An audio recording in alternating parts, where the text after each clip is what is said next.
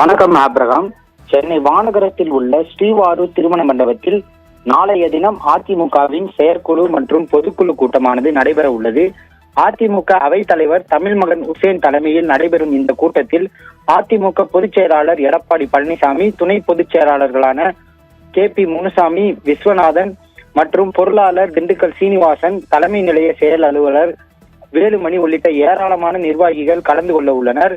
அத்துடன் 2500க்கும் மேற்பட்ட செயற்குழு மற்றும் பொதுக்குழு உறுப்பினர்களும் பங்கேற்க உள்ளனர். இதனால் ஸ்ரீவாரூர் மண்டபத்தில் ஏற்பாடுகள் முழு வீச்சில் நடைபெற்று வருகின்றன. வரவேற்பு பகுதியில் மறைந்த முதலமைச்சர் ஜெயலலிதாவுக்கும் அதிமுக பொதுச் செயலாளர் எடப்பாடி பழனிசாமிக்கும் பிரம்மாண்ட கட் அவுட்டுகள் பொருத்தப்பட்டுள்ளன.